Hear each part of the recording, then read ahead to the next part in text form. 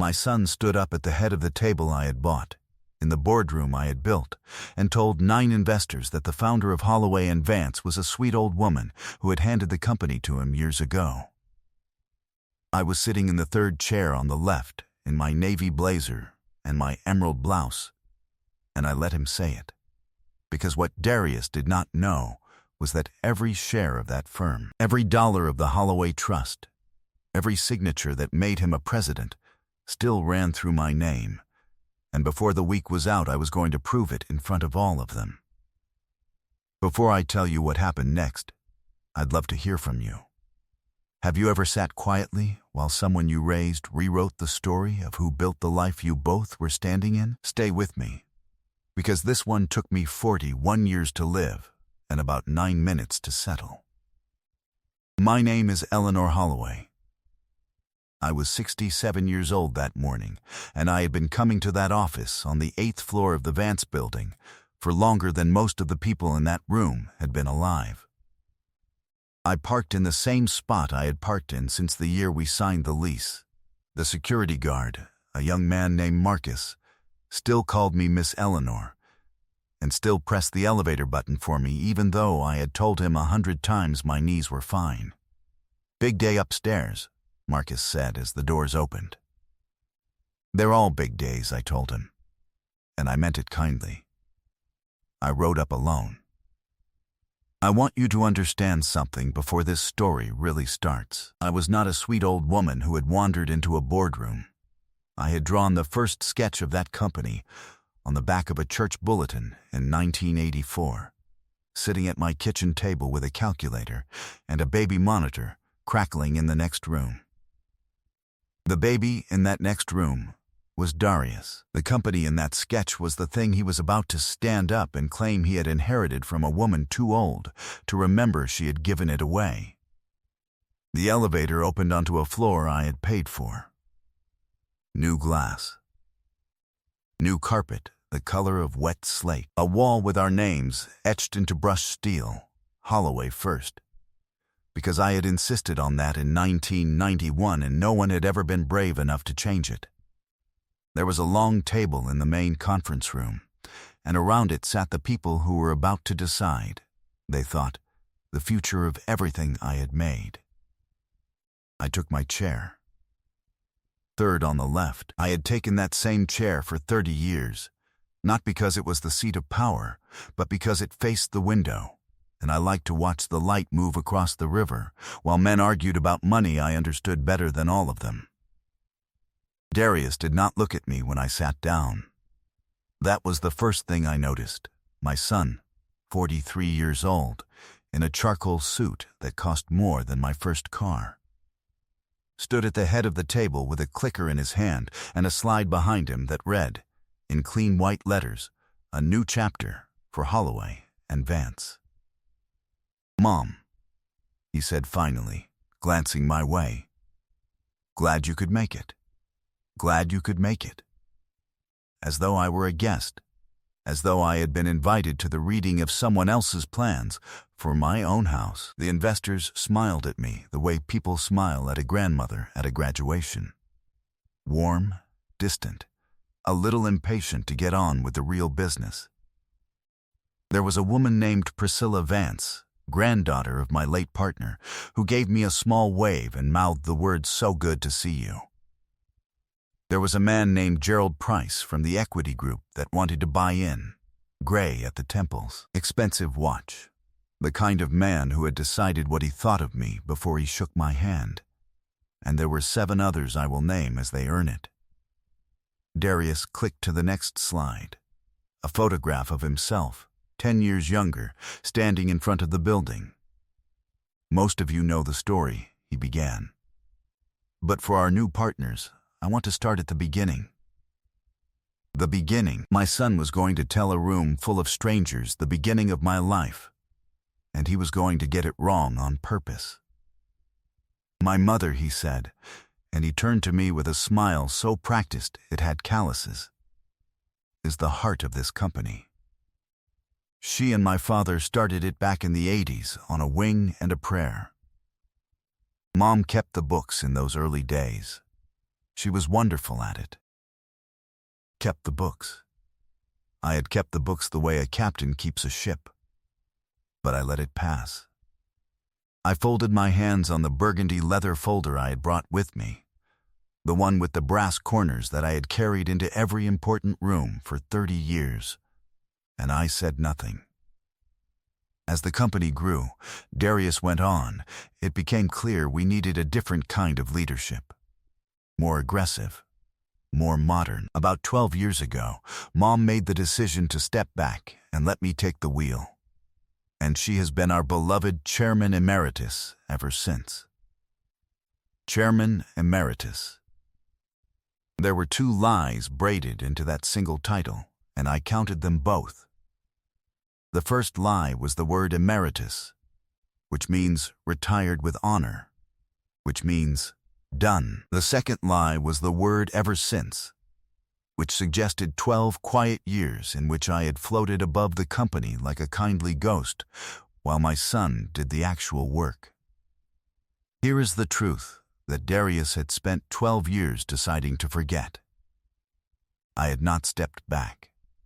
I had stepped sideways. I had moved out of the office where I argued every day so that my son could grow into a man who argued every day, and I had kept, very deliberately, very legally in writing, the one thing that mattered. I had kept the trust. Gerald Price leaned forward. "Mrs. Holloway," he said, "before we go further, I just want to say what an honor it is. Living history, right here at the table. Living history." I smiled at him. "That's kind of you, Mr. Price. Gerald, please, Gerald," I said. Darius clicked again. Now the slide showed a number. Evaluation. $410 million. The room made the small sound rooms make when a large number appears. Pride, hunger, calculation, all in one breath. "That's where we are today," Darius said. "And with the Price Group's investment, that's not even close to where we're going." I looked at the number.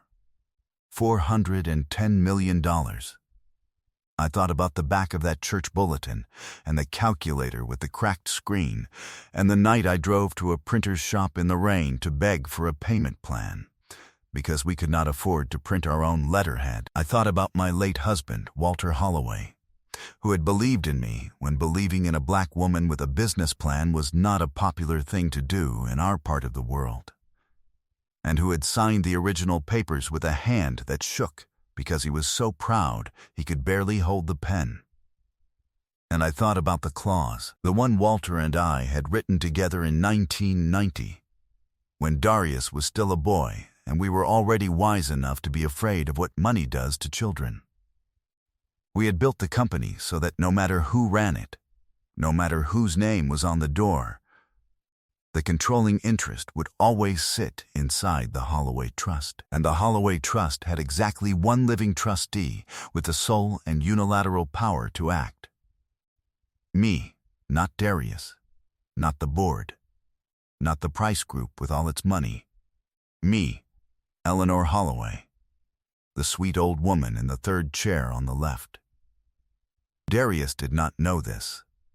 That is the part I need you to hold on to, because it is the hinge the whole story turns on. My son genuinely believed he owned the thing he ran. He believed it because I had let him believe it, for reasons that were, at the time, the reasons of a mother and not a businesswoman. He had run the firm for 12 years. He had run it, lately, into the ground in ways the slide did not show. And he had run it, the entire time, into my name, under my trust, on my signature, and he had never once thought to check whose hand was actually on the wheel. "Mom," Darius said, and the smile came back, the one for the audience. "Did you want to say a few words to our guests before we move to the term sheet?" The whole room turned to look at me, the grandmother, the heart of the company, living history. I opened the burgundy folder. Inside it was not a speech. Inside it was a single document, 11 pages long, with a blue cover and a notarized seal, that I had asked my attorney to print fresh that very morning. "I would," I said. "Thank you, Darius." I want to stop the story here for just a moment, because I know how this looks. I know it looks like I walked into that room to humiliate my child, and I need you to understand that is not what happened, and it is not who I am. I did not raise my voice once that day. I did not call him a single name.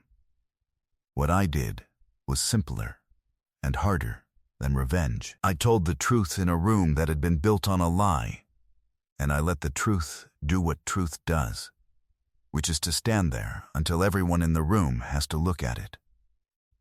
But I am getting ahead of myself. To understand why I opened that folder, you have to understand the 41 years that brought me to that chair. You have to understand the boy I raised, the man he became, the things he said to me in private that were so much worse than anything he said in public, and the slow, quiet, deliberate way I prepared, not to destroy my son, but to save the thing both of us had spent our lives inside. So let me take you back, not to the beginning of the company, to the beginning of the betrayal, which is a different and more recent thing, and which started the way these things so often do, with a woman who was not his mother. Her name was Sloane. I'll tell you about Sloane. Sloane came into Darius's life 4 years before that boardroom morning, and into mine about 6 months after that, on a Sunday afternoon when my son brought her to my house for dinner, and she spent the entire meal looking at my furniture the way an appraiser looks at an estate sale. She was lovely. I will be honest about that, because I have never believed in pretending an enemy is ugly. She was 36, tall, with the kind of polish that takes money to maintain, and she ran a small interior design firm that did the lobbies of buildings owned by men like Gerald Price. She shook my hand at the door and said, "Mrs. Holloway, your home is so charming, so full of memories, so full of memories." I have learned, over a long life, that when a certain kind of person says memories, they mean old. And when they say charming, they mean small. I smiled and took her coat and said I was glad she could come. We sat down to roast chicken and the green beans Walter used to love, and Sloane asked me, between the salad and the main course, whether I had ever thought about right-sizing. "Right-sizing," I said. "A smaller place," she said. "Less to keep up. So much of the house just sits empty now, doesn't it? It seems like a lot for one person." Darius did not correct her. That was the moment I marked, the way you mark a hairline crack in a foundation. Not the comment itself, which was just rudeness, but my son's silence around it. He looked at his plate. He let the woman he was going to marry suggest, on her first visit, that I should be moved out of the house where I had buried my husband. I want to be fair to Darius, even now, because the truth is more interesting than a villain. He did not hate me. I do not think he ever hated me, not even at the worst of it. What happened to my son is the most ordinary and the most dangerous thing that can happen to a person. He got comfortable. He got surrounded by people who flattered him. And he slowly, comfortably, came to believe a version of his own life in which the hard parts had been done by him and the help had been given by everyone else. Sloane simply gave that belief a shape and a schedule. After dinner, while I made coffee, I heard them talking in the front room. They thought I could not hear. People always think a woman over 60 cannot hear.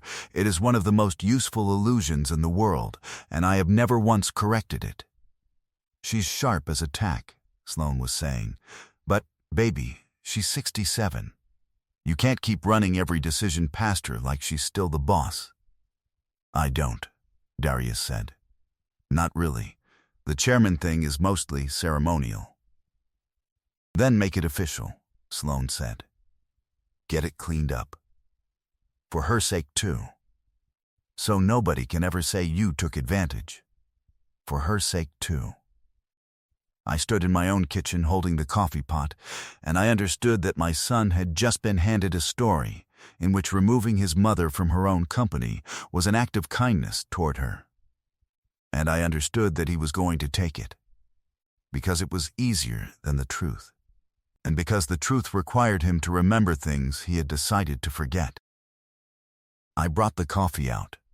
I poured it. I asked Sloane about her design work, and she told me about a hotel lobby in a tone that suggested I would not understand the difference between travertine and marble. And then I drove them to the door, and I kissed my son on the cheek, and I told them both to get home safe. And then I closed the door, and I sat down in Walter's chair, and I did the thing I have done at every crossroads of my life, which is that I got quiet and I got precise. Here is something you should know about me. I do not panic. I learned not to panic in 1963, when I was a girl of 14 and my father lost his job at the mill for a reason that had nothing to do with his work and everything to do with the color of his hands. And I watched my mother sit at our kitchen table and not panic, and instead make a list. My mother made lists. When the worst came, she did not weep first. She wept later, privately, after the list was done. First, she figured out exactly where she stood and exactly what she still held. So that Sunday night, in Walter's chair, I made a list. Not on paper, in my head, the way I do, the way that has gotten me through 40 years of men assuming I could not hold a number in my mind because I had a kind face. Item 1. Darius believed he owned a company he did not own. Item 2. The woman he was about to marry was going to spend the next several years gently, reasonably, lovingly convincing him to formalize a power he had never actually been given. Item 3. At some point, to formalize that power, someone was going to have to look at the trust documents. And item 4, the one that made me set my coffee down very carefully on the side table. When that day came, when someone finally read the documents instead of assuming what they said, the entire architecture of my son's confidence was going to come down at once, in front of whatever audience he had gathered to admire him. I could prevent that. I want you to know I considered it. I sat in my husband's chair, and I genuinely considered the kind thing, which would have been to call my son the next morning and say, "Darius, before this goes any further, there is something about the company you do not understand, and we need to fix it quietly, just the two of us, before you embarrass yourself." I considered it for about 3 days, and then Darius called me, and what he said on that call closed the door on the kind version and opened the door on the version you are about to hear. He called on a Wednesday. I remember, because Wednesday was the day I went to the early service and then to the cemetery to put fresh flowers on Walter's grave. And I had just gotten home with dirt still on my gloves when the phone rang. "Mom," he said. "Got a minute?" "For you, always," I said, peeling off the gloves. "So, I've been thinking. And Sloane and I have been talking. And we think it might be time to make some changes to the corporate structure, just to modernize things, clean up the paperwork." "What kind of paperwork, sweetheart?"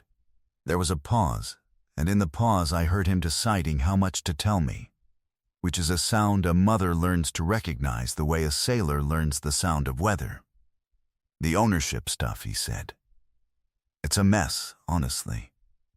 There's all these old trust documents from when you and Dad set things up, and half of it doesn't even reflect how the company actually runs anymore. I want to bring in some lawyers, get it streamlined, get everything titled correctly so there's no ambiguity going forward." Titled correctly. There it was. The whole plan, wrapped in the language of housekeeping. He did not say, "I want to take the company out of your name." He said, "I want to get everything titled correctly." The same way Sloane had not said, "Move your mother out," she had said, "right sizing." That sounds sensible, I said. Because it did. And because the second rule of not panicking after make a list is do not let them know you have made one. Great, he said, relieved, and the relief in his voice told me he had expected me to fight. Great, Mom. That's great. I'll have Sloane's attorney send over some documents for you to sign. Nothing complicated. Just routine stuff to clarify the structure. Routine stuff, I said.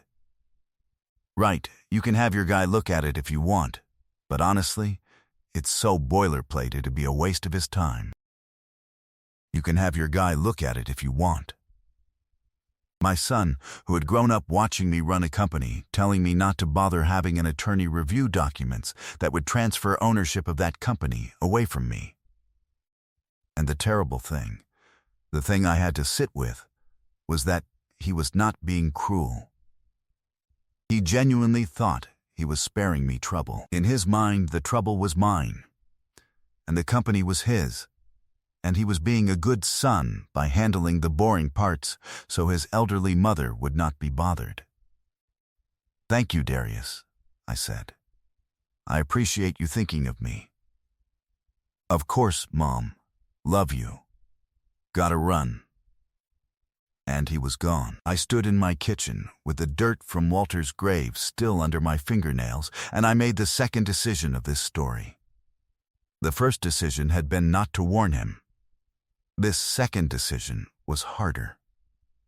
I decided that I was going to let him try. I was going to let my son send me documents to sign that would, he believed, take the company out of my hands. I was going to read every one of them, and I was going to do exactly the opposite of what he expected, which was not to refuse and not to make a scene, but to begin, very quietly, the long work of being ready for the day he found out. Because here is what I knew that he did not.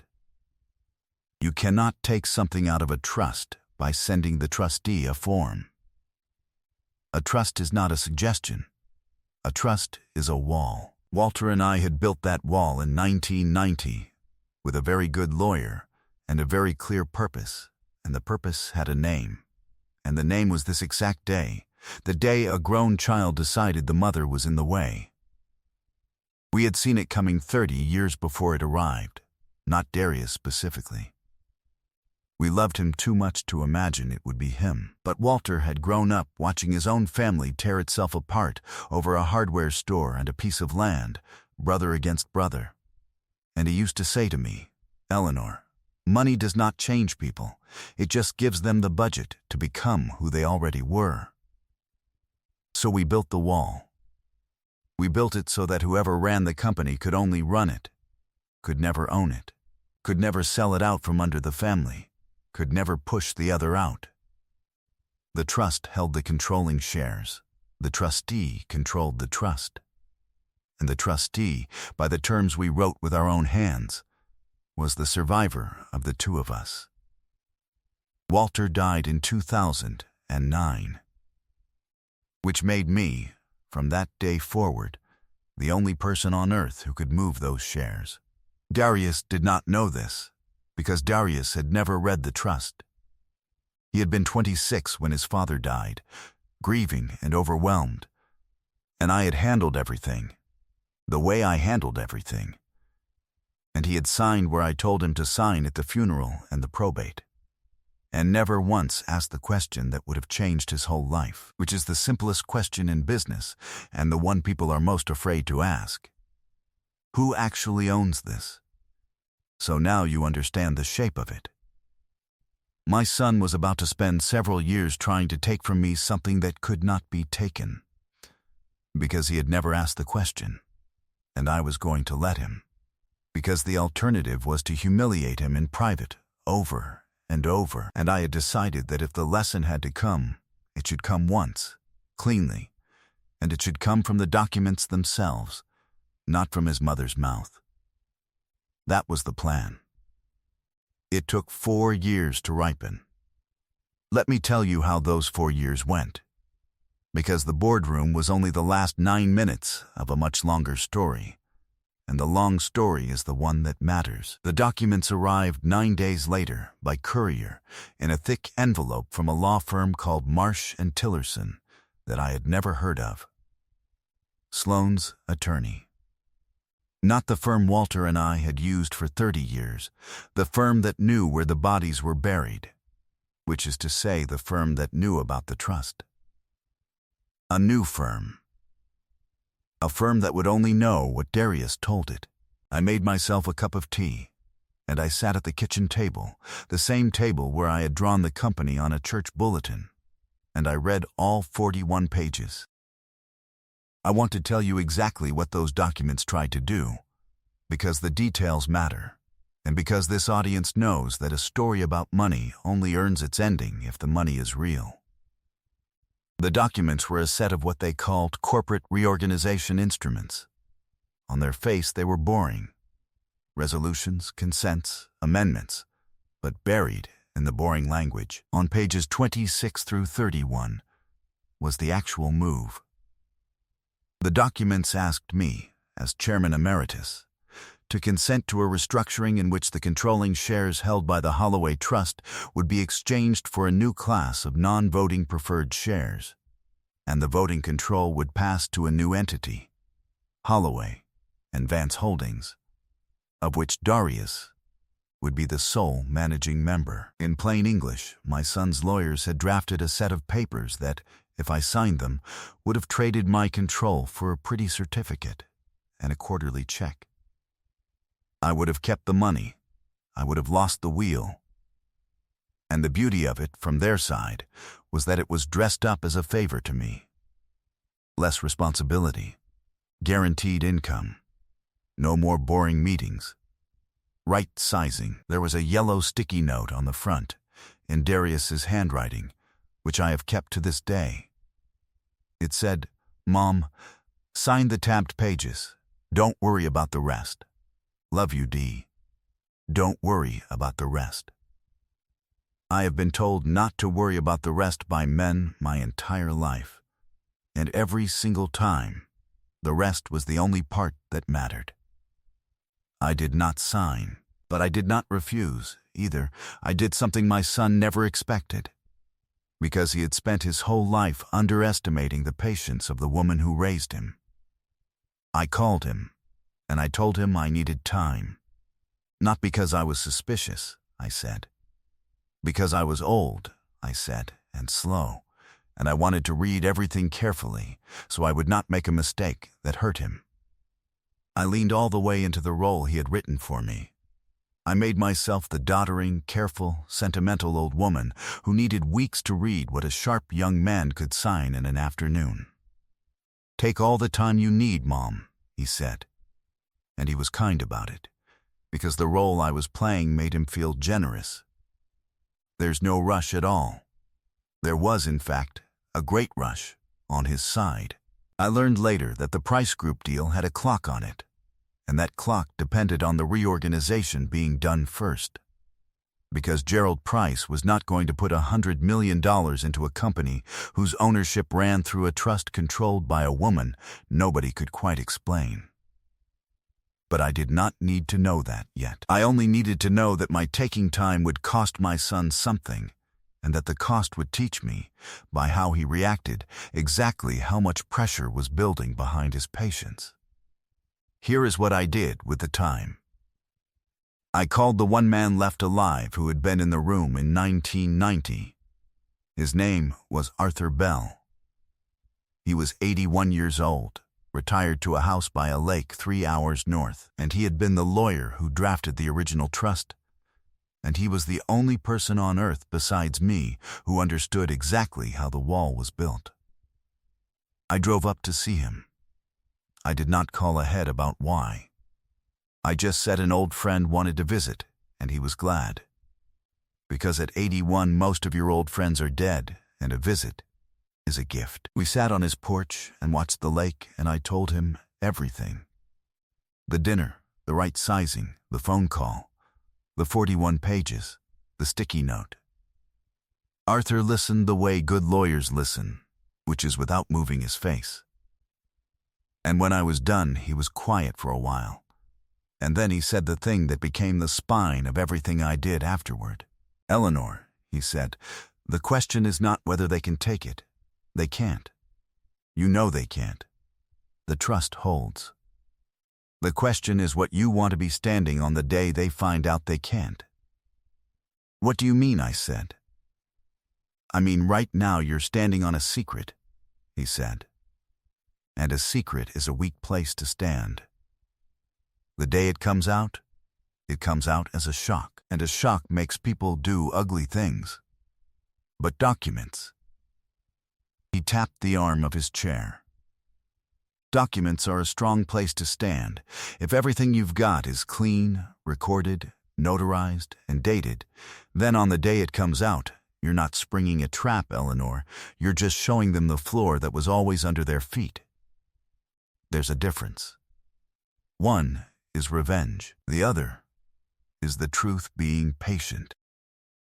The truth being patient." I drove home with those 3 words, and I built the next 4 years on them.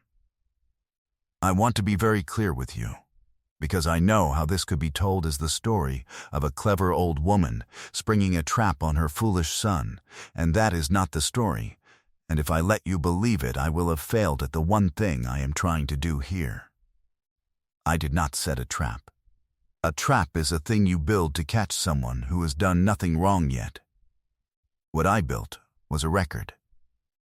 I made sure that everything I was, everything I had done, everything I still legally held, was so thoroughly and so cleanly documented that on the day my son finally read the trust, there would be no argument left to have. Not because I wanted to win an argument, because I wanted there to be no argument, no lawsuit, no years of family war over a thing that was, legally, never in doubt. The cleanest mercy I could give my son was to make the truth so airtight that he could not waste the rest of his life fighting it. So over the next 4 years, while Darius and Sloane planned their wedding, and then had their wedding, and then settled into the comfortable certainty that the old woman was being slowly and kindly managed off the board, I did 3 things. The first thing I did was refresh the trust. I did not change a single beneficiary. I want you to hear that, because it matters to who I am. I did not cut Darius out. I did not, in my anger, redraw the family to punish him. What I did, with Arthur Bell's hand guiding mine one last time before his eyes got too bad to read, was confirm the trust, re-execute it cleanly under current law, re-record the trustee designation, and add one single new provision that had not been there before. I added a successor mechanism. I named who would control the trust after me, in the event I could not. And the person I named was not Darius. I will tell you who it was later, because that name is part of the ending and I will not spoil it. But I will tell you now that the person I named was someone the whole family had forgotten, the way comfortable families always forget the person who needed them. And that naming her was the truest thing I did in all 4 years. The second thing I did was watch the company. This is where the story turns from a story about a son who was unkind to his mother into a story about a son who was unkind to the 400 people who depended on the company for their living. Because while everyone was busy managing me off the board, nobody was minding the actual business, and the actual business was beginning to bleed. I still received every board package. That was the one power I had not given up, the right to receive information, and Darius had left it in place, because it cost him nothing, and it made the old woman feel included. So every quarter, a thick binder arrived at my house, and every quarter I read it the way I had read board packages for 40 years, which is to say I read the parts the summary was hoping I would skip. And what I saw, quarter after quarter, made me sick in a way that had nothing to do with my own pride. My son was a worse businessman than his confidence. He was not lazy. He worked hard. But he had surrounded himself with people who told him he was brilliant, and he had started to believe that the company's success was his genius rather than the engine I had built, and he had begun to spend the engine for parts. Let me give you the specifics, because vague accusations are cheap and I have never dealt in them. In the first year, Darius moved the company headquarters into the Vance building, the new glass tower, and signed a 15-year lease at a rate that nearly doubled our occupancy cost. Because Sloan had told him the old building was, and I quote from the email I was copied on, not the right image for where the brand is going. In the second year, he discontinued the line of business that had been the company's foundation. The unglamorous, reliable, deeply profitable line. The boring work that paid for everything. Because it was, again I quote, low margin and frankly embarrassing. And he replaced it with 3 flashy new ventures that lost money in every quarter I have records for. In the third year, to cover the losses from the flashy ventures, he took on debt. A great deal of debt. He pledged company assets I happened to know, because I had bought them, were worth less than the bank had been told. There was one quarter, the worst one, when the board package listed the layoffs from the discontinued division, 41 names on a spreadsheet in a font too small to feel like people, and one of those names was Dorothy Pruitt. I knew Dorothy. She had started at Holloway and Vance in 1993, in the mailroom, and worked her way to office manager of the very division Darius decided was embarrassing. And she had a husband on dialysis and a grandson she was raising, and she had once driven 2 hours in an ice storm to bring me cough medicine when Walter was too sick to leave. And there was her name, on a spreadsheet. A line item in my son's brand Refresh. I sat at my kitchen table with that page and I wept. And I want you to understand it was not for the company. It was for Dorothy.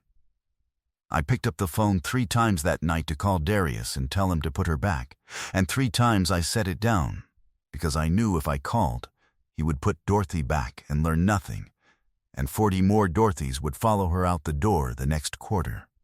And the only way to save all of them was to let the truth ripen and save the whole division at once. So I did the hardest small thing. I called Dorothy myself, privately, and I made sure she and her husband were taken care of out of my own pocket until the division came back, and I could see to it she came back with it. She is the office manager again now. She does not know I was the one who carried her through that year. She does not need to. By the time we reached that boardroom, the $410 million valuation on Darius's slide was a number built on 3 years of borrowing against a foundation he had personally torn out. The Price Group investment that he was so proud of was not, as he believed, validation of his genius. It was a rescue. Gerald Price was not buying into a rocket. He was buying a distressed asset at a discount and dressing it as a triumph for the seller's benefit, the way smart money always does. Darius did not know this either. My son, it turned out, did not know a great many things, and the people around him had every reason not to tell him. I knew all of it. I knew it from the binders, and I will be honest with you about the hardest part of those 4 years, the part I have never told anyone until now. Watching my son fail was worse than watching him be cruel. The cruelty I could survive. I had survived crueler than Darius, but the failing, the slow, confident, well-dressed failing, the watching him drive the thing his father and I had built straight toward a cliff while smiling at the dashboard, that was the thing that kept me awake. Because a mother's instinct, when she sees her child heading for a cliff, is to grab the wheel. Every cell in my body wanted to call him and say, "Stop, you are killing it. Let me help you. I built this. I know where the brakes are." And I could not, because the moment I grabbed the wheel, I would have confirmed everything Sloan had told him about me. That the old woman could not let go. That she did not trust him. that she needed to be managed all the way out. So I did the hardest thing I have ever done as a mother. Harder than the funeral, harder than the diagnosis years before that I have not even told you about yet. I let him drive toward the cliff, and I made sure the wall I had built would catch the company before it went over, even if it could not catch him. That is the third thing I did. I quietly prepared the rescue. Let me take you back to the beginning now. The real beginning, because you cannot understand what it cost me to let that company nearly die unless you understand what it cost me to build it. I was born in 1949 in a house with no indoor plumbing, the fourth of 6 children, in a town I will not name because some of the people who did the things I remember still have grandchildren there, and I am not in the business of inherited grudges. My father worked at the mill until the day they decided a black foreman was a problem, and then he worked 3 jobs, and my mother took in laundry and sewing, and we ate. We always ate. My mother saw to that. She was the one who taught me numbers, sitting at the kitchen table with the household money in little envelopes, rent, food, church, emergencies, and a 6th envelope she called the someday envelope, into which went whatever was left, which was usually nothing, but sometimes a dime. The someday envelope, she used to say, is the only one that ever changes anything. I went to a college that took me on a scholarship because my test scores were too good to ignore, and I studied business because a counselor told me I should study education, which was the only door he could imagine for a girl like me, and I have spent my whole life walking through doors counselors could not imagine. I met Walter Holloway at 23. He was a quiet man, a teacher, with hands like a bricklayer and a laugh you could feel in the floor. He was the only man I ever met who, when I told him my plans, did not laugh and did not flinch. He just said, "Well, what do you need from me to do it? What do you need from me to do it?" We were married 51 weeks later, and we stayed married until the day he died. And in all that time I never once heard him take credit for a thing I did, and I never once let anyone else fail to give him credit for a thing he did. And that, more than the money, is the marriage I am proud of. We started the company in 1984. I was 35. Darius was a year old. The first office was the spare bedroom, and then it was a rented room above a dry cleaner. And the smell of that dry cleaner is in my memory the smell of the most hopeful and most terrifying year of my life. We had $11,000, most of it borrowed from a credit union that almost did not lend it to us, and a business plan that I had written and Walter had typed because his typing was neater than mine, and a name we argued about for a week. He wanted to call it Holloway and Son because he was already dreaming of Darius. I said no. I said, "We don't name a company after a 1-year-old. We name it after what it does. And besides," I said, and this is the part Walter loved to tell people, "besides, I built the plan, so if any name goes on it next to Holloway, it ought to be mine." We settled on Holloway and Vance because our first partner, a man named Theo Vance, put in the other piece of capital and the use of his cousin's warehouse, and because 2 names sounded more solid to a banker than one. Theo Vance was a good man, and he died young, in 1996, and his shares passed into the trust, the same as ours. And that is why his granddaughter Priscilla was sitting at that boardroom table 40 years later, with a small, kind wave for the old woman. I will come back to Priscilla, because she matters more than she knew. For the first 9 years, I did not take a salary. Let me say that plainly, because it is the kind of fact this kind of story needs, and so rarely has. For the first 9 years of Holloway and Vance, I drew nothing. Walter kept his teaching job, and his salary fed us, and the company ate everything else. I did the work of what would later be 4 executives, And I did it for free. And I did it while raising a son. And I did it while my mother was dying 3 states away, and I could only afford to see her twice in the last 2 years of her life.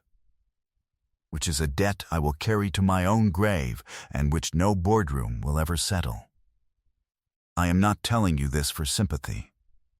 I am telling you so that you understand the arithmetic of the word emeritus, the word my son used to describe my relationship to the company, the word that means retired with honor, the word that means done. I had given that company my 30s, my 40s, my 50s, the visits to my dying mother, the salary I did not draw, and the marriage I shared with the one man who never made me choose between being a wife and being myself. Done, as though a person can be done with their own life's work the way you are done with a meal. By 1995, the company was real. By 2000, it was successful. By 2005, it was the thing it still was, a mid-sized firm with a national reputation in its boring, profitable, foundational line of work, 400 employees, and a balance sheet that did not lie to anyone. I ran it the entire time. Walter consulted and taught and was the soul of the place, the man everyone loved. But the decisions, the hard ones, the ones that kept 400 families fed, those were mine, and everyone who worked there in those years knew it. And most of them are gone now, retired or passed. Which is part of how my son was able to tell a room full of strangers a different story. The witnesses had aged out. The people in that boardroom had only ever known the company as Darius's company, because by the time they arrived, Darius was the only Holloway they ever saw. I stepped sideways in 2012, not because I was done.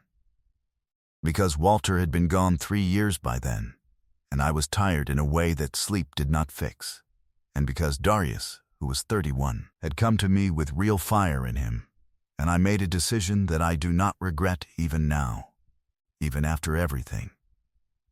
I decided to give my son the office, not the company, the office, the title, the desk, the daily war. I would hold the trust, because the trust was the company's safety, and I would never put 400 families at the mercy of a 31-year-old's confidence. But I would let him sit in the chair and learn what the chair teaches, which is humility, if you let it. He did not let it. For the first few years, he was good. He was hungry and careful, and he called me twice a week and listened more than he talked.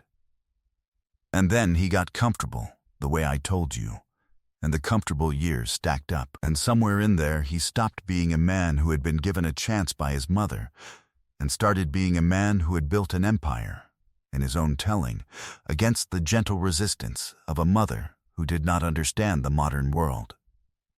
I did not see the change happen. No one ever does. You look up one day, and the boy who used to call you twice a week has not called in a month, and the silence has a quality to it, and you realize the silence is not neglect. The silence is the sound of a story being rewritten with you cut out of it. And then Sloan arrived, and the rewriting found its author. I told you I would tell you about the diagnosis, and I will, because it is the reason I understood, more than most mothers, exactly how much time I might have, and exactly how important it was to leave the company in hands that would not destroy it. 4 years before the boardroom, around the same time Sloan first sat at my table and called my home charming, I had been to a doctor about a flutter in my chest, and the doctor had found a thing in me that doctors find in women my age. A thing that is manageable. A thing I manage to this day, but a thing that says, gently and without cruelty, you are not going to live forever, Eleanor, and you would be wise to put your house in order. I did not tell Darius. I want you to understand why. Because it is the most important thing I can tell you about the difference between my son and me. I did not tell my son I might be sick. Because I knew, I knew the way a mother knows the weather of her own child, that if Darius learned I was ill, he would not have rushed to my side. He would have rushed to the lawyers. The illness would not have softened him. It would have accelerated him. And I could not bear, on top of everything, to watch my son be relieved. So I carried the diagnosis alone, the way my mother carried the laundry, and I let it do one good thing, which was to make me serious. A person who knows the clock is running does not waste years. I had 4 years, maybe more, the doctor said, probably more, and I decided to spend them making sure that when I was gone, the company I built would not die with the man I raised, and that the family I loved, even the parts of it that had forgotten me, would be held together by a structure stronger than their worst impulses. That is the woman who walked into that boardroom. Not a sweet old lady, not a vengeful schemer. A woman with a diagnosis, a trust, a clean set of documents, and 4 years of quiet, exhausting, lonely love poured into making sure the truth would be standing on a strong place on the day it finally had to speak. Now let me tell you about the worst thing Darius ever said to me, because it happened in those 4 years, and it is the reason I stopped feeling guilty about letting the truth be patient. It was at the wedding. Darius and Sloane's wedding, the 2nd year of this story, a beautiful affair at a vineyard that cost, I later learned from a board package, money the company could not spare. I was seated at table 4, not the family table, table 4, with the second cousins and a college roommate near the kitchen door where the waiters came and went. I noticed. I said nothing. I had worn the navy sequined gown that Walter always said made me look like the river at night, and I sat at table 4 and I clapped for my son, and I meant it. After the toasts, I went to find Darius to tell him I was leaving, because the music was loud and my chest was doing the flutter it does, and I found him near the bar with 2 of his investors and his new wife, and I heard him before he saw me. One of the investors, a younger man, had asked him a question I did not catch, something about the early days of the company, and Darius laughed and said, "Oh, my mother likes to take a lot of credit for the early stuff. You know how it is. She typed some things, she answered the phones. It's sweet. We let her have it. She typed some things. She answered the phones. We let her have it. I had typed nothing. Walter typed. I had built. And my son, at his own wedding, with a glass of champagne the company could not afford in his hand, told 2 strangers that his mother liked to take credit for answering the phones, and that the family graciously let her have her little fantasy. I stood behind him for a moment. He did not know I was there. And I want to tell you what I felt, because it was not what you might expect. I did not feel rage. Rage is hot and fast, and I have never been able to afford it. What I felt was a kind of cold, clarifying grief. The grief of a thing finishing. I understood, standing behind my son at his wedding, that the boy I raised was gone, and that the man in front of me was not going to be reached by love, or by reminder, or by a mother's tears at table 4. He was only going to be reached by reality, and reality, I knew, was patient, and was documented, and was sitting in a burgundy folder in my safe at home. I did not confront him. I touched his shoulder. He turned, surprised, and his face for 1 second was the face of the boy who used to call me twice a week, before it reassembled itself into the face of the man who let me have it. "Mom," he said. "You having a good time?" "It's a beautiful wedding, Darius," I said. "I'm going to head home. My chest is tired."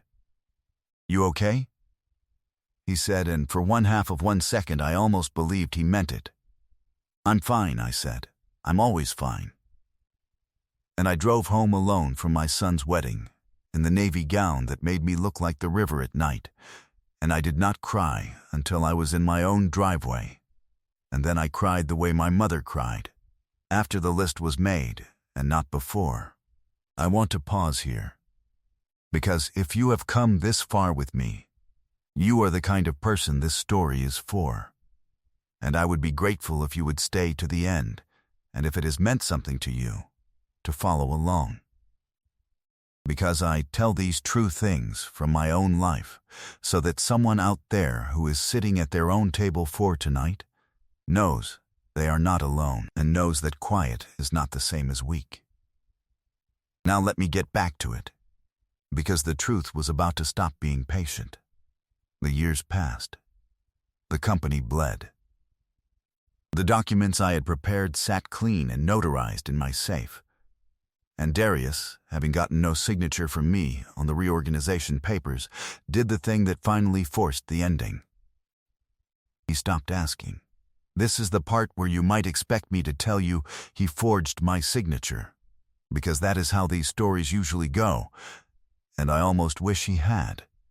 Because a forgery is a simple, ugly crime that a court resolves in an afternoon. But Darius did not forge anything. My son was not a criminal. He was something more ordinary and, in its way, more dangerous. He simply decided that since the old woman would not sign the papers acknowledging he was in charge, he would proceed as though she already had. He began to represent to the world, in writing, in the offering documents for the Price Group deal, that the ownership structure of Holloway and Vance was settled, that he held managing control, and that the Holloway Trust was a passive minority holder. He did not have my signature for any of that. He simply asserted it. Because he believed it. Because everyone around him believed it. And because no one, not one lawyer, not one banker, not one investor, had done the single boring thing that would have unraveled the whole story. No one had read the trust and asked the woman in the third chair if it was true. I learned about the offering documents the way I learned about everything. From the binder. There it was, on page 19 of the Price Group memorandum, a sentence that made my hands go still on the kitchen table. The company's voting control is held by Holloway and Vance Holdings, LLC, managed by Darius Holloway. The Holloway Trust holds a non-controlling economic interest. That sentence was a lie. It was not a lie my son knew was a lie, which made it worse, not better. He had told it to himself for so long that he had written it into a legal document that $100 million was about to rely on. And the moment that document was signed, the moment the Price Group wired its money on the strength of that sentence, a great many people were going to be standing on a floor that was not there. I called Arthur Bell. He was failing by then, his voice thin on the phone, but his mind was ablaze to the end. I read him the sentence. He was quiet for a moment, and then he said, "Well, Eleanor, there it is. He's put it in writing. You don't have to do anything now. You just have to be in the room when the truth catches up to the paper." "I don't want to humiliate him, Arthur. I know you don't," he said. "So, don't. You don't have to humiliate a man who's standing on a lie. You just have to stand on the truth next to him, and let the room do the math." He paused, and I heard him breathing, the breathing of an old man near the end, and he said, "You've spent 4 years making sure the truth is clean. Now go let it be seen. That's not cruelty, Eleanor. That's the kindest thing left. Better the room finds out before the money moves than after. After, people go to prison. Before, people just go quiet." Arthur Bell died 11 days later. I was a pallbearer. In a manner of speaking, I could not lift the casket, but I walked beside it, and I think I was the only person at that funeral who knew that the old man in the box had, with his last clear advice, told me how to save my son from himself without my son ever having to know he'd been saved. That was the gift Arthur gave me. He helped me see that the boardroom was not going to be my revenge. It was going to be Darius's rescue, delivered in the only language he could no longer ignore. The meeting was set for a Thursday. The Price Group was flying in. The term sheet was ready. Darius called me himself 2 days before, and the call was so warm it broke my heart a little, because I could hear in it how much he wanted me there. "Mom," he said, "big meeting Thursday. The Price thing is happening. Mom, it's the biggest day of my career. And I want you there. I want you to see what I've built. What I've built." There it was again, one last time. The word that wasn't true. But under the word, for the first time in years, I heard something real. He wanted his mother to see him win. Even the man who had let me have it, even the man who said I typed some things, still, underneath all of it, wanted his mother in the room on the biggest day of his life. And that, more than any document, is the reason I went. Not to win, to be there when the floor showed itself, so that when my son fell, he would fall toward me and not alone. "I'll be there, Darius," I said. "Third chair on the left. Wear something nice, Mom," he said, and I could hear him smiling. "Big day." "They're all big days," I said. And I hung up the phone, and I went to my safe, and I took out the burgundy folder with the brass corners, and I drove to my attorney's office, the real one, the firm Walter and I had used for 30 years, and I asked them to print me one clean, current, notarized, certified copy of the Holloway Trust, with the trustee designation on the cover page, 11 pages long, with a blue binding. 11 pages. That was all it took. After $410 million of valuation and 4 years of being managed off my own board and a lifetime of being told I answered the phones, the truth fit in 11 pages, and I carried it into that room in a folder I had carried into every important room of my life, and I set it on the table in front of me, and I waited for my son to ask his old mother if she had a few words for the guests. So now we are back in the boardroom, where this story started. And you know everything I knew when I opened that folder. You know about the church bulletin, and the 9 years without a salary, and the dying mother I saw twice, and the diagnosis I carried alone, and the wedding table 4, and the sentence on page 19 that $100 million was about to stand on. You know what Darius did not know. And you are about to watch him find out. "I would," I said, when he asked if I wanted to say a few words. "Thank you, Darius, I did not stand. A woman my age does not need to stand to be heard. Standing is for people who are not sure the room is listening, and I had no such doubt." I opened the burgundy folder, and I looked around the table, at Gerald Price with his expensive watch, at Priscilla Vance with her kind wave, at the 7 others, at my son standing at the head of the table I had bought, and I began the way my mother taught me, which is to say slowly and without heat.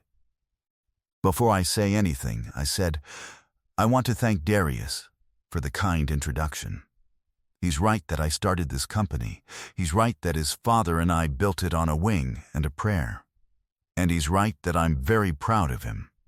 Because I am, and because everyone in this room should understand that nothing I am about to say changes that." The room relaxed. They thought this was the grandmother's speech, the misty, sentimental few words before the real business. Gerald Price smiled and folded his hands, settling in for the warm part. "But there are a few things in Darius's introduction that aren't quite right," I said.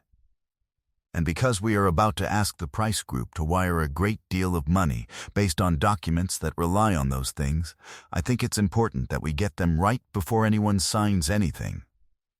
For everyone's protection, including my son's."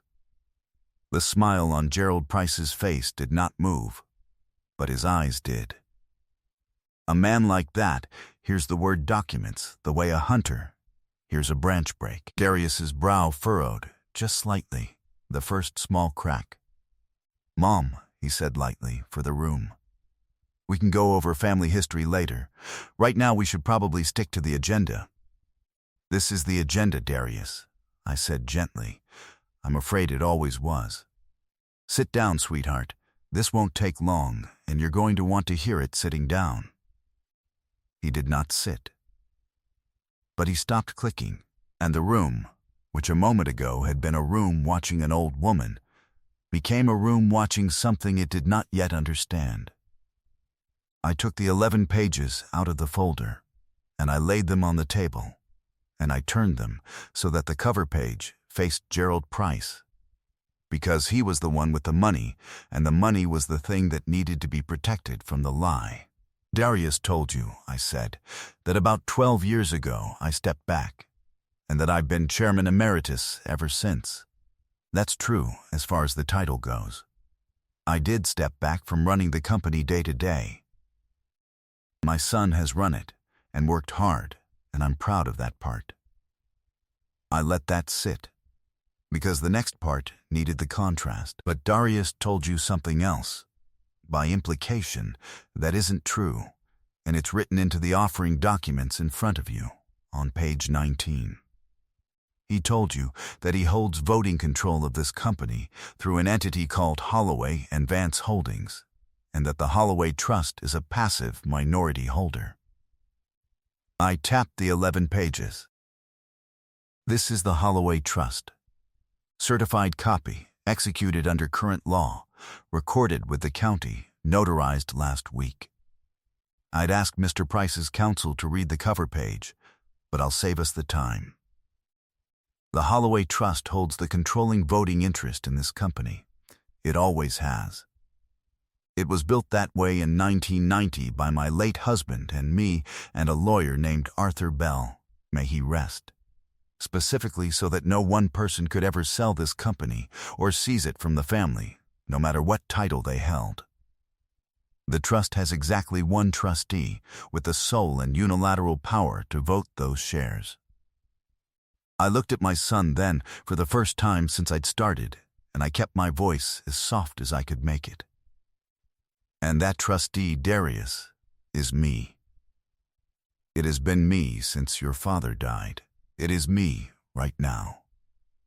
I have lived a long time, and I have seen a great many faces receive a great many kinds of news, and I will tell you that I never want to see again the face my son made in that moment. It was not anger. I had braced for anger. It was worse than anger. It was the face of a man who has just felt the floor he has been standing on his whole life turn out to be a painting of a floor. His mouth opened. His hand, the one with the clicker, came up slightly, palm out, the gesture of a man trying to stop something that has already happened. "That's no," he said. "That's not, Mom. The structure was reorganized years ago. We, the holdings company. You drafted documents to reorganize it," I said. "You sent them to me. You put a yellow note on them telling me not to worry about the rest. I never signed them, Darius. You can check. There is no signature, because there was never a consent, because the trustee never agreed. The reorganization you've described to these people, in writing on page 19, never happened, not because anyone stopped it. Because it required my signature, and I am the trustee, and I never signed." The room was very quiet now. Gerald Price had picked up the 11 pages. He was a fast reader. I watched his eyes go down the cover page, and I watched him become, very quickly, a different man than the one who had called me living history, because Gerald Price had just realized that the company he was about to buy control of was controlled by the woman he had been condescending to for the last hour, and that the documents his own firm had relied on contained a representation that was, in the plain language of his trade, materially false. "Mr. Holloway," Price said, and his voice had gone flat and careful. "Is this accurate?" Darius did not answer right away. He was looking at me, and I watched my son do the arithmetic. The arithmetic he had never done because he had never asked the question, the simplest question in business: who actually owns this? I watched him understand that he had run a company for 12 years that he did not control. I watched him understand that the deal he had called the biggest day of his career was built on a sentence that was not true. And I watched him understand, last and worst, that the only person in the room who could save the deal, who could vote those shares, who could make any of it real, was the woman he had seated at table 4 and told the investors had merely typed some things. "Mom," he said, and his voice cracked on the one syllable. "What are you doing?" And here, this is the part I most want you to hear, because this is the part where the story could have become cruel and did not. I had every right, in that moment, to let my son drown. I had the 11 pages. I had the truth. I had 4 years of grief and a lifetime of being underestimated, and a wedding table 4. And I could have sat back and let Gerald Price and his lawyers tear my son apart in front of the people he most wanted to impress. And no one in that room, and no one watching this, would have blamed me.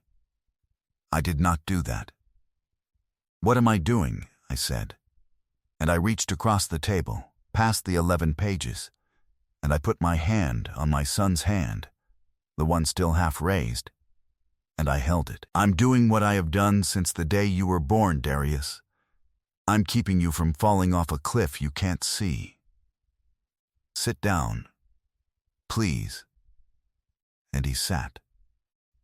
My son sat down in the chair at the head of the table I had bought, and for the first time in 12 years he looked at me like he was listening. I turned to the room. "Here is what is going to happen," I said. And I'd ask everyone to hear me out before anyone reaches for a phone or a lawyer. Because what I am about to propose protects every person at this table, including the Price Group. And I have no interest in anyone here losing a dollar they don't deserve to lose. Gerald Price set the 11 pages down slowly. "I'm listening, Mrs. Holloway," he said, and the please was gone from his voice, but something better had replaced it, which was respect. The real kind. The kind a man like that only gives when he has just watched someone hold all the cards and not slam them on the table.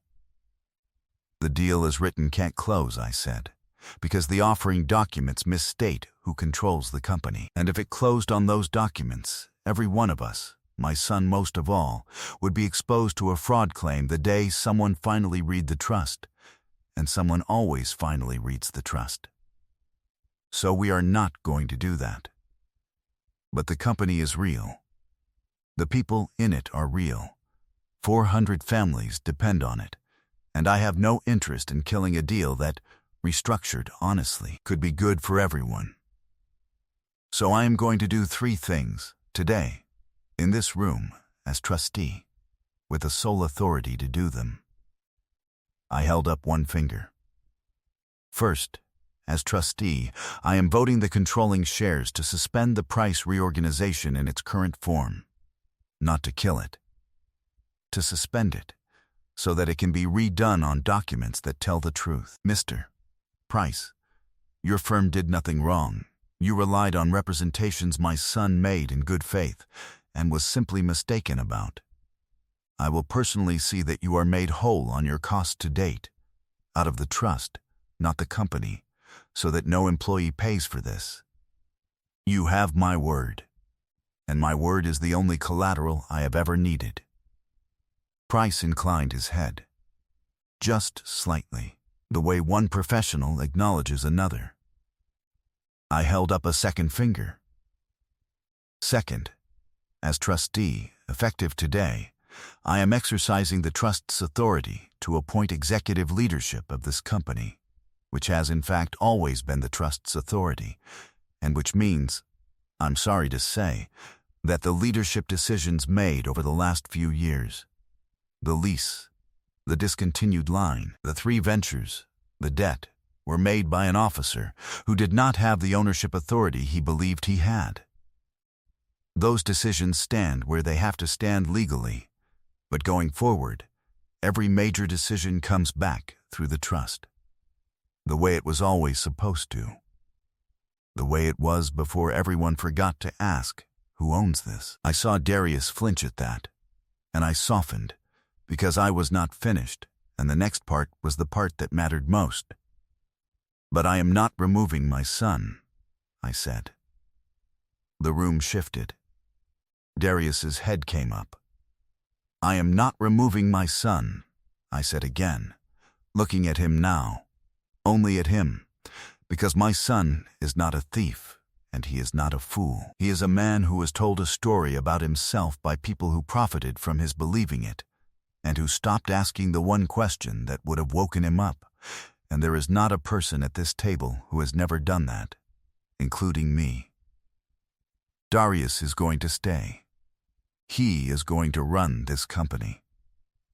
But he is going to run it the way I ran it, which is as a steward, and not an owner, accountable to a structure bigger than his own confidence, and the first thing he is going to do is sit down with me, tonight, just the two of us, and I am going to show him where the brakes are, because Lord knows the engine needs them. A few people at that table laughed, the small, relieved laugh of people who had braced for a bloodbath and gotten a homecoming instead. But Darius did not laugh. Darius had his head down, and his shoulders were shaking, just slightly, and I realized my son was crying, the way he used to cry as a boy when he had broken something and was more afraid of how much I loved him than of how angry I might be. And then I held up a third finger, and I did the thing that nobody in that room saw coming, the thing I had been building toward for 4 years, the thing Arthur Bell had helped me write into the trust before his eyes failed. Third, I said, there is a young woman who should have been at this table years ago, and was not, because this family, like every comfortable family, forgot the person who needed it most. Her name is Renata. She is my late partner Theo Vance's granddaughter, Priscilla's younger sister. I looked at Priscilla, who had gone very still. Renata put herself through business school working 2 jobs, while the rest of us were busy admiring ourselves. She has been working in the trenches of this company's foundational division. The boring, profitable one Darius discontinued, and is about to undiscontinue. For 6 years, under a name nobody here connected to the Vance on the building. Because she never told anyone whose granddaughter she was, because she wanted to earn it.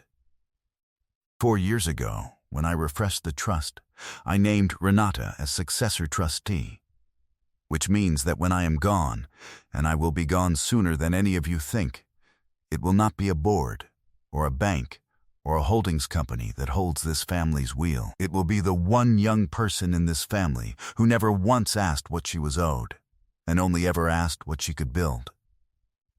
Priscilla Vance put her hand over her mouth.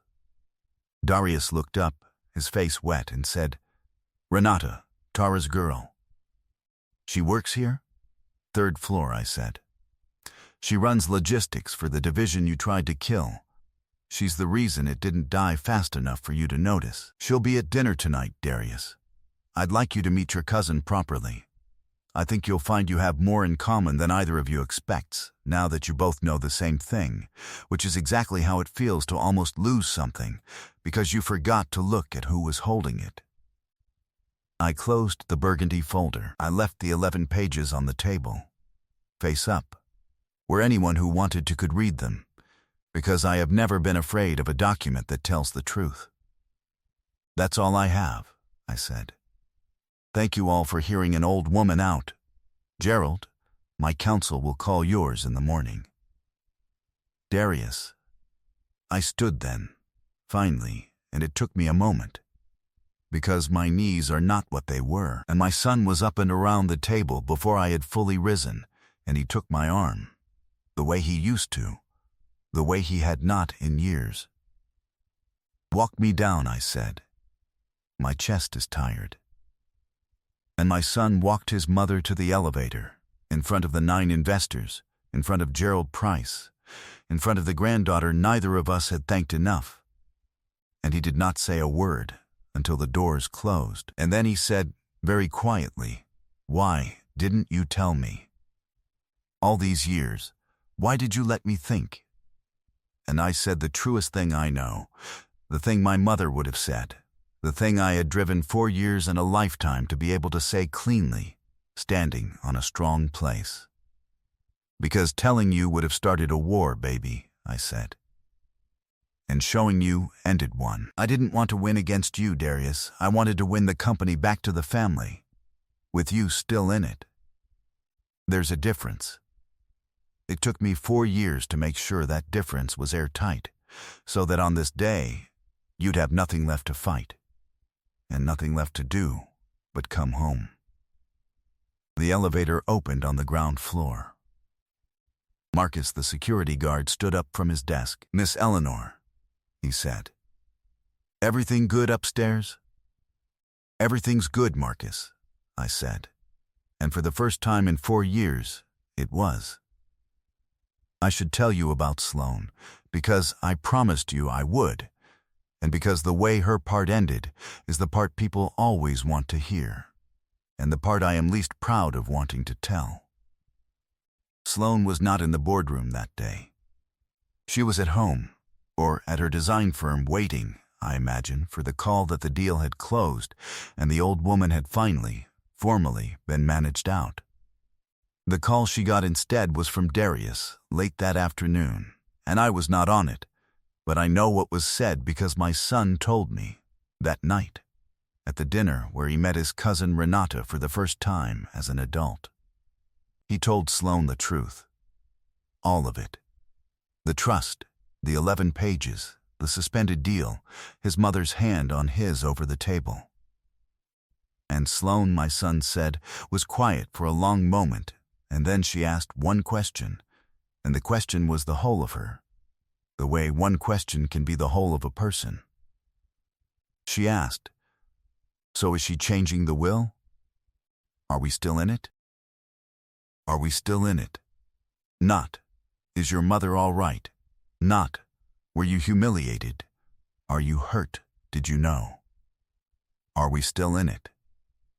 My son told me he stood in his own kitchen holding the phone and heard, finally, 4 years too late, the thing his mother had heard at her very first dinner with that woman, when Sloane called my home charming and suggested I right-size myself out of it. I did not tell Darius to leave his wife. I want to be very clear about that, because this is exactly the place where a story like mine tips over into the thing I refuse to be. The meddling mother who breaks up the marriage and calls it wisdom. I never said a word against Sloane to my son. Not one, in 4 years. I let her be exactly who she was, in front of him, in his own kitchen, and I trusted that a man who had just learned how it feels to almost lose everything by failing to ask who's really holding it would be able to hear his own wife ask, "Are we still in it?" and understand what he was hearing. He understood. They divorced within the year. It was quiet, and it was fair, and Sloane did well. Because Darius is a decent man, and because, as it turned out, there was a prenuptial agreement that Darius's own lawyers at Marsh and Tillerson had insisted on, a document Sloane had signed without reading carefully, having been told, I imagine, not to worry about the rest. There is a justice in this world that does not need my help, and it has a long memory, and it is very fond of irony. Sloane is fine. She runs her design firm. She did the lobby of a building downtown last year, and I am told it is lovely.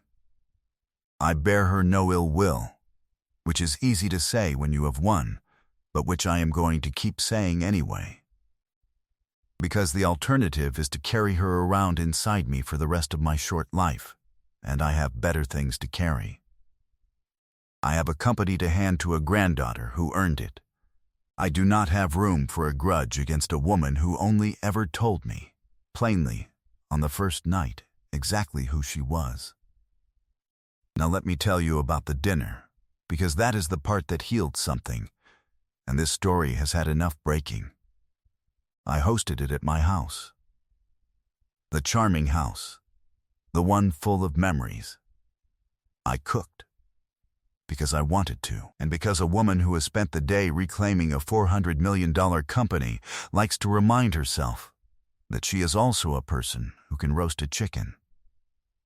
Darius came early to help, which he had not done since he was a teenager, and we worked in the kitchen, the two of us, mostly in silence, and the silence was a different silence than the one I told you about earlier, the one that meant a story being rewritten with me cut out.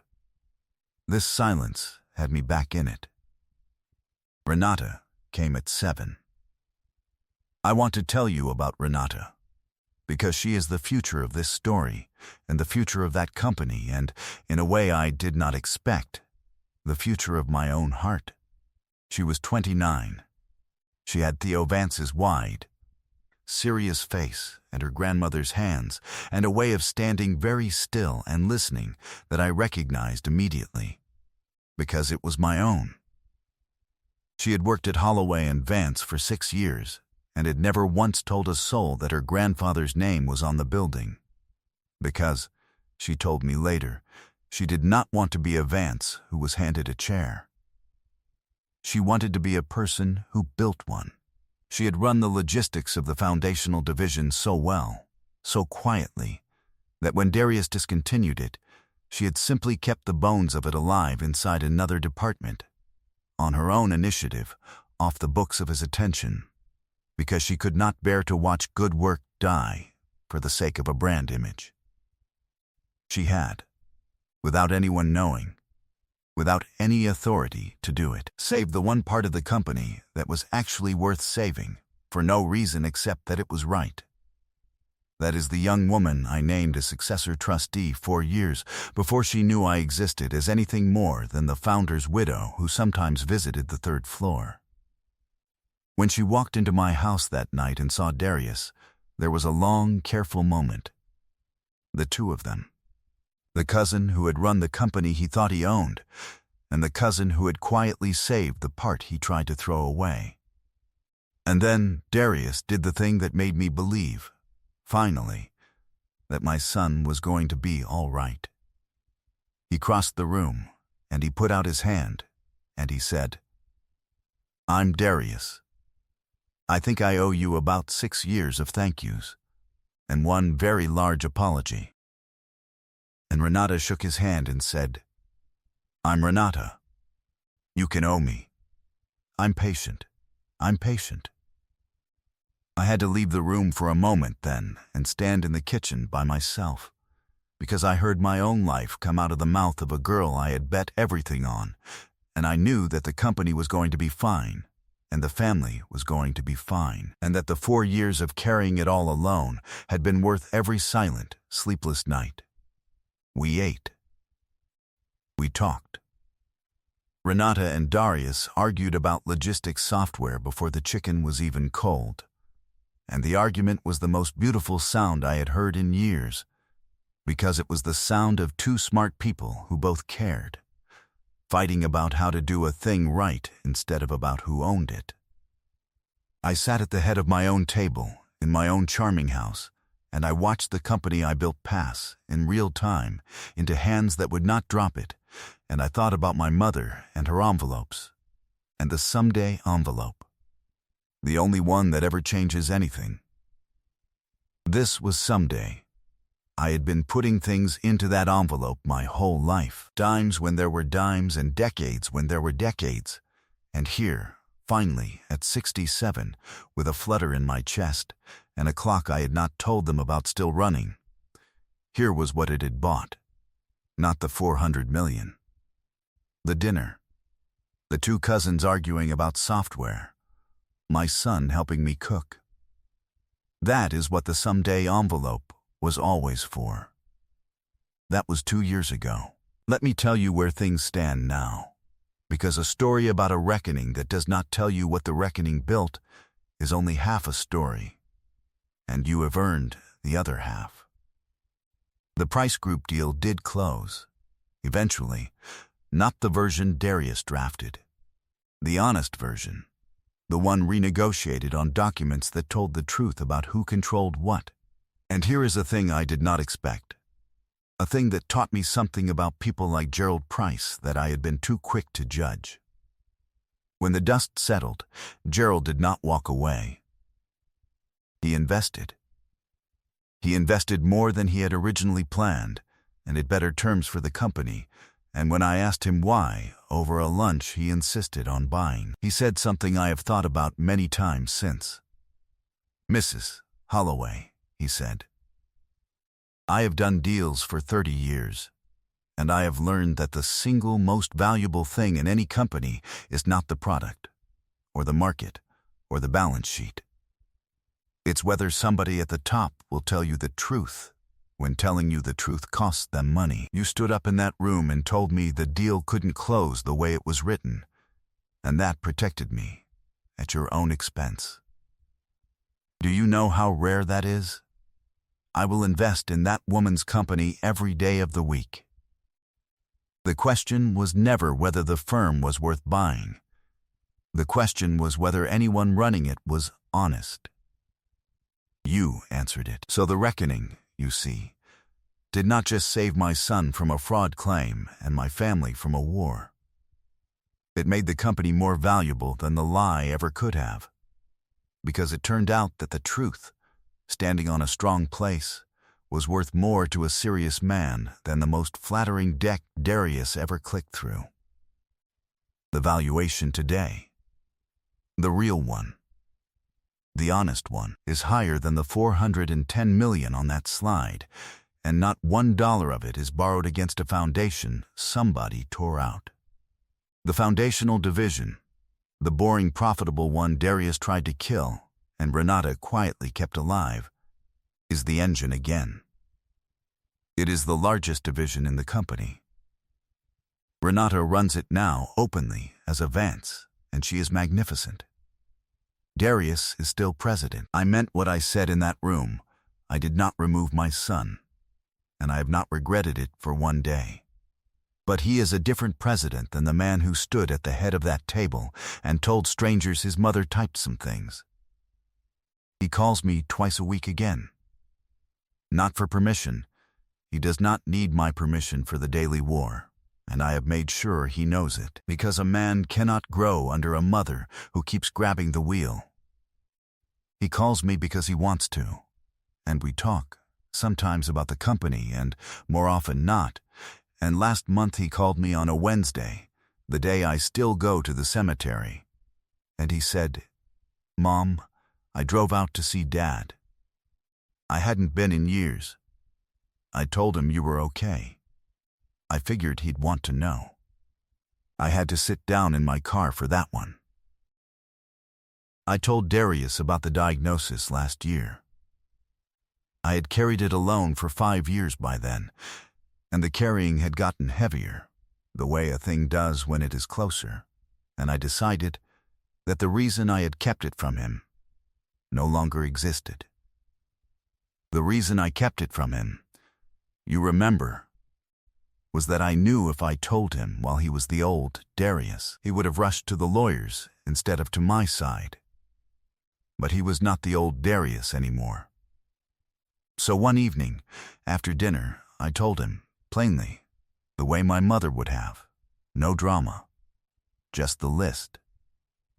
And my son did not rush to the lawyers. My son got down on the floor in front of my chair, the way he did when he was small, and he put his head in my lap, a 45-year-old man with gray coming in at his temples, and he cried, and he said, "How long have you known?" "A while," I said, stroking his head. "Long enough to get the house in order." "Is that what all of it was?" he said. "The trust, the 11 pages, Renata. Were you getting the house in order because you knew?" "I was getting the house in order," I said, "because I love you. And because love that doesn't plan is just a feeling, and feelings don't keep 400 families fed. I planned, Darius, that's what I do. That's what I always did, even when you thought I was answering the phones." He laughed at that, wetly, into my lap. "I'm so sorry about that," he said. "The phones thing, the table 4 thing, all of it. Mom, I was such a... You were comfortable," I said. "It happens to the best of us. The trick is not whether you fall asleep at the wheel. The trick is whether when something wakes you up, you have the grace to be grateful instead of angry that you were woken. You were grateful, baby. That's all I ever needed from you. That's the whole of it." We sat like that a long time, my son's head in my lap and my hand in his hair. And outside the window the light moved across the yard the way it used to move across the river. While men argued about money, I understood better than all of them, and I thought, this is what I held the trust for. Not to win. To get to this. A son who finally let me have it. In the other sense of the words. The true sense, where letting someone have it means letting them have your whole grateful heart. The diagnosis is still a diagnosis. I am managing it. I have more time than I told them in that boardroom, probably. The doctors keep moving the line. But I am 69 now, and I am not a fool. And I have made my peace with the arithmetic. When the day comes, the company will pass to a trust that holds the family steady, a son who runs it as a steward, and a granddaughter who will hold the wheel with the same quiet hands her grandfather had. I have read the documents 100 times. They are clean. They are recorded. They are notarized. They are standing on the strongest place I could build. And when I am gone, no one will have to spring a trap or fight a war, because the truth will already be there, patient, on the table, face up, where anyone who wants to can read it. That is what I built in those 4 years, not a weapon. A floor. A floor strong enough to stand on after I am gone. I want to sit with you a little longer, because I have told you what happened. And now I want to tell you what I think it means, in case it is useful to anyone listening who is sitting tonight where I sat for 4 years. I have thought a great deal about why my son was able to forget me. Not forgive him. I did that long ago. Understand him. And what I have come to is this. It is very easy to forget the person who never makes you feel her labor. I built that company so smoothly, so completely, so without complaint, that it became invisible, the way a floor is invisible. You do not thank a floor. You only notice it when it gives way.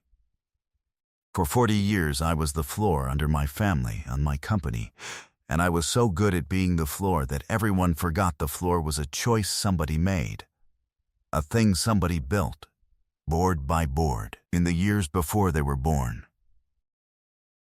There is a temptation, when you have been the invisible floor, to make yourself loud, to start announcing your labor, demanding your credit, reminding everyone every day of what you did. I understand that temptation. I have felt it. But I have come to believe it is a trap, because a floor that is always announcing itself is no longer a floor. It is an obstacle, and people trip over it and resent it, and the resentment becomes the new story. So I did not get loud. I got documented. There is a difference between demanding to be seen and making sure that the truth is on record for the day the floor finally has to speak. The first is noise. The second is a foundation. I chose the foundation, that burgundy folder, the one with the brass corners. I want to tell you where it came from, because it is the truest object in this whole story. It was Walter's.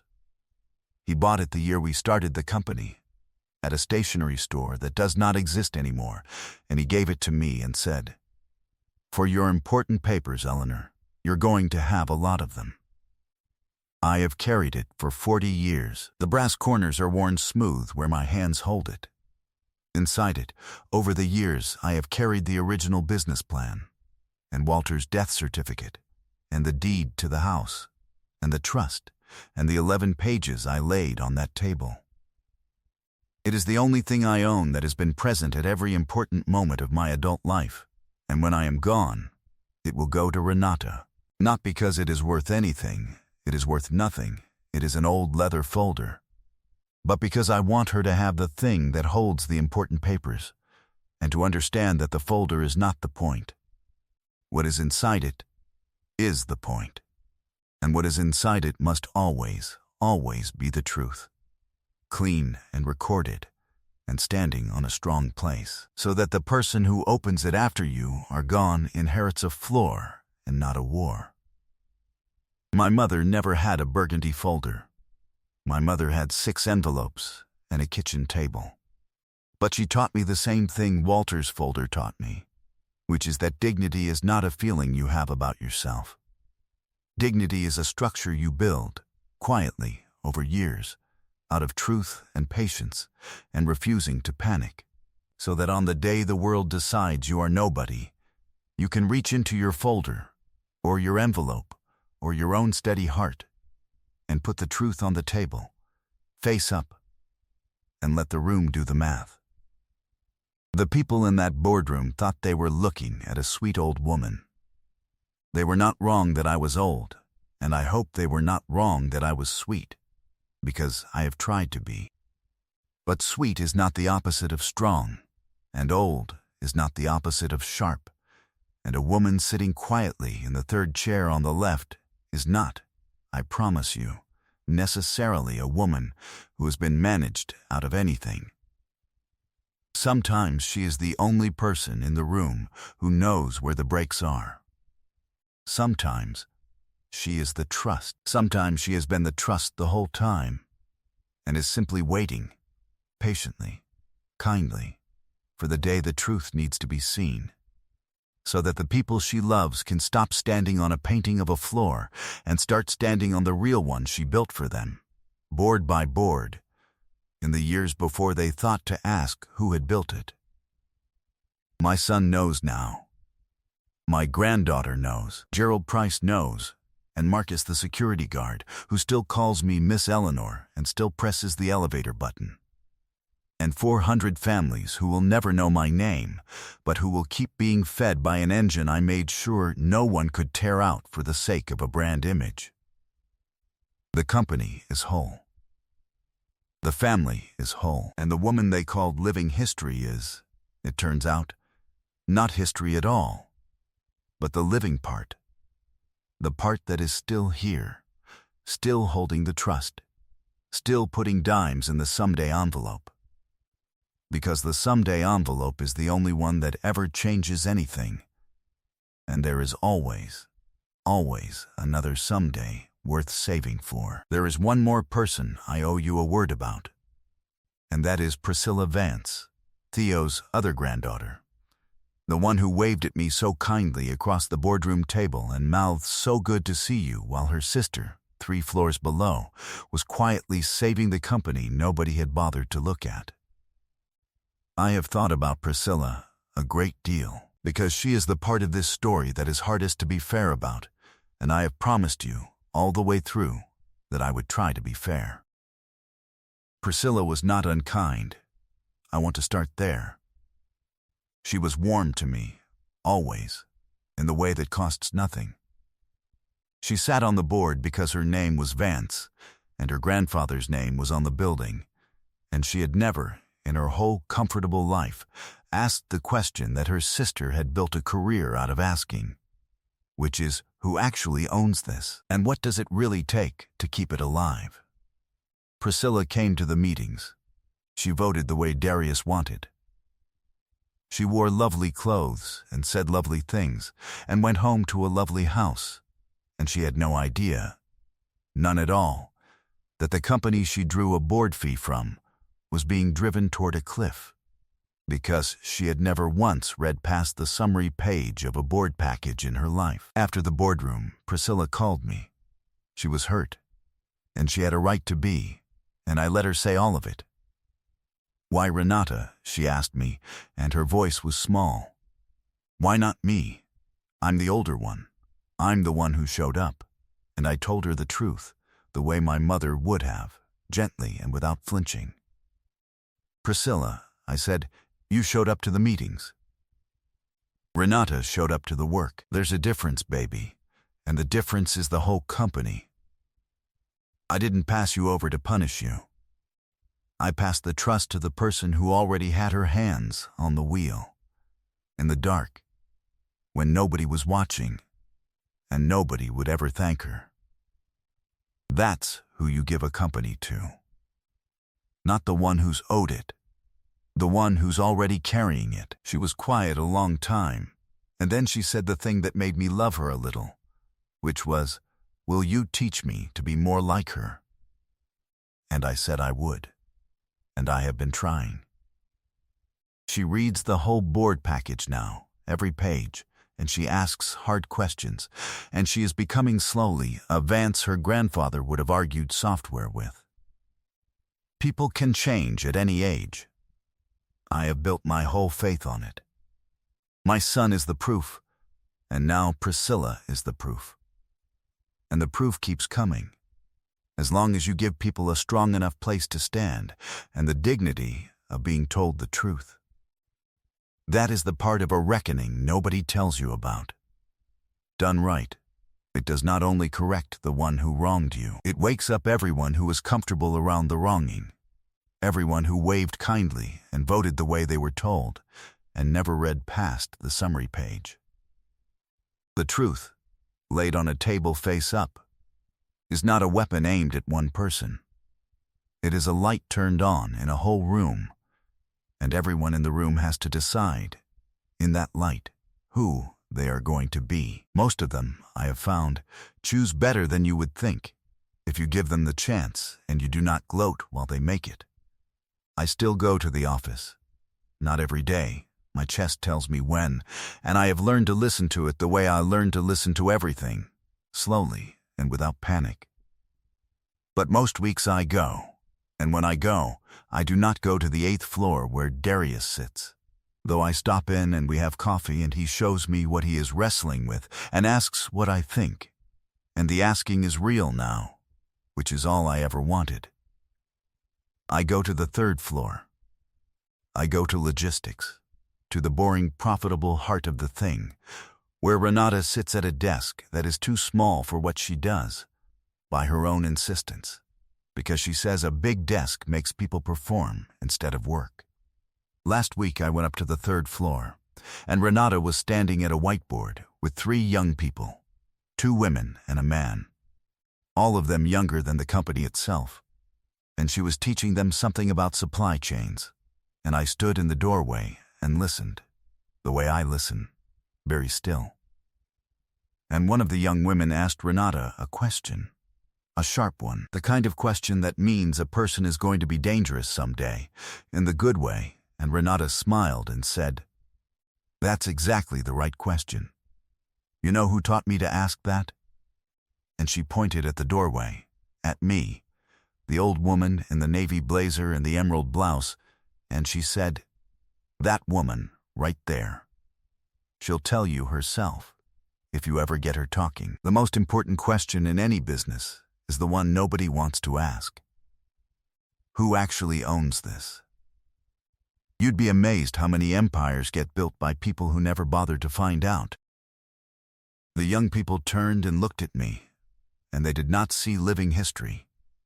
They saw the woman who knew the question. And I thought, standing in that doorway, that this, finally, was the inheritance. Not the company, not the trust, not the 400 million. The question. I had spent my whole life knowing the question that other people were too comfortable to ask, and now there was a girl at a whiteboard teaching it to the next ones. And it would outlive me, and it would keep this family honest long after I am a name on a building and a worn leather folder in Renata's hands. I waved at the young people. I told them to listen to Renata. And I rode the elevator down alone, the way I have ridden it down alone for 40 years. And Marcus stood up at his desk and said, "Miss Eleanor, heading home?" "Heading home, Marcus," I said. "You take care now." "I always do," I said. "And I always have. That was never the part anyone needed to worry about. So that is my story. The whole of it. The church bulletin and the someday envelope, and the 9 years without a salary, the wedding table 4, and the 11 pages and my son's head in my lap on the floor. A son ran the family firm into my name for years, and he never knew who still held the trust, and when he found out, I did not use it to break him. I used it to bring him home. That is the only kind of reckoning I have ever believed in, the kind that ends with more family at the table than it started with, not less. If this story touched your heart, I want you to know I told it for a reason, and the reason is you. Somewhere out there, you are sitting at your own table 4. Somewhere out there, someone you raised or someone you loved, or someone you built a life beside, has decided that your labor was invisible, and your value was used up, and your chair was theirs to give away. And I want you to hear me, from one quiet, underestimated, still here woman to another. Get quiet. Get precise. Do not panic, and do not get loud. Make your list. Document the truth. Stand on a strong place. And when the day comes that the truth has to be seen, lay it on the table, face up, and let the room do the math. You do not have to break anyone. You only have to be holding the floor when they finally look down. So let me leave you with the 2-option question I always ask. Because I would truly love to know, and because the comments under these stories are the closest thing I have to a kitchen table full of company. When the people you loved forgot who built the life you were both standing in, did you get loud and demand to be seen? Or did you get quiet and make sure the truth would be standing on a strong place for the day it had to speak? There is no wrong answer. I have done both in my life, and I have learned the most from the quiet. Tell me which one was yours, and if you have ever experienced betrayal, or forgiveness, or a second chance inside your own family, I want to hear about it. Tell me your story in the comments below. Tell me where you are watching from, and what time it is in your part of the world, so I can imagine you there, in your chair, with your own folder of important papers and your own someday envelope. If this story meant something to you, take a moment to like it and to subscribe, so that the next time I sit down to tell you a true thing from a long life, you will be here, in the room in the 3rd chair on the left, where the light comes through the window and an old woman is about to tell you exactly who she really is. Because in the end, this is the only thing I know for certain. After 69 years and 1 company and 1 son and 1 folder with worn brass corners, your value is not determined by the people who fail to see it. It is determined by the truth you quietly hold, and the patience to let it be seen, and the grace to use it when the day comes. Not to win, but to bring everyone you love back home.